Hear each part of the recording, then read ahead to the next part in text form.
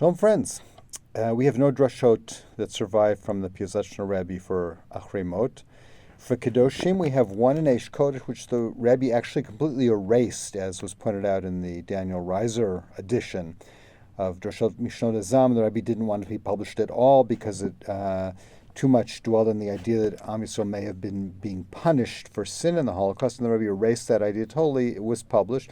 We've discussed it twice before, and there's nothing for me to add at this point. So let's go back to Tzav V'Ziruz, Rebbe's personal diary, which was translated in English edition as To Heal the Soul. And chapter 39, he tells a kind of an amusing story. He says he happened to visit a very rich person, apparently to raise money for his yeshiva or something, I'm guessing.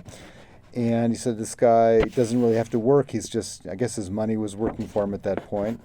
And he describes how he's basically sitting around at his house and just, on the one hand, enjoying himself doing nothing. And the only thing that he really enjoys is eating.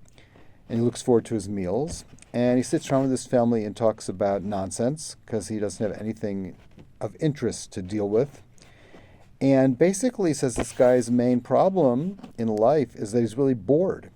He has all this time in his hands, he doesn't have to do anything, and apparently he has no serious interests of any sort. So he's just having stupid conversations and waiting for the next meal, which he's looking forward to. And other than that, he's really bored out of his mind.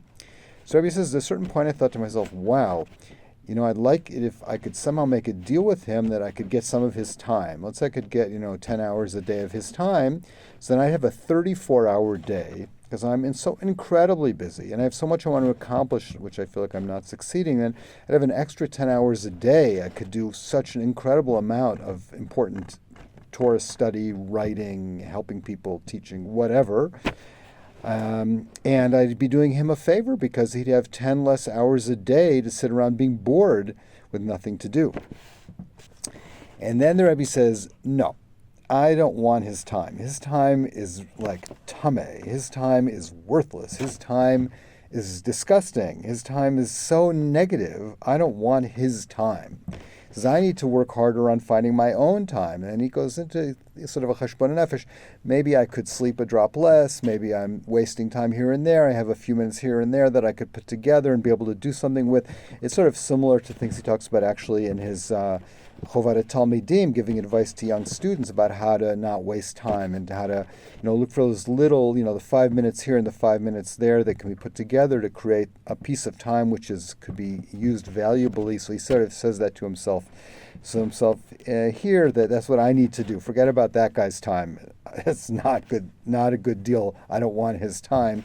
It's really bad stuff. So I'm going to make a little bit more use of my own time to try to do more service of Hashem, or better service of Hashem, a message which all of us can take to heart as well. So Shabbat Shalom, we shall have good tidings for Am Yisrael and for each and every one of us. Call to be well. Take care.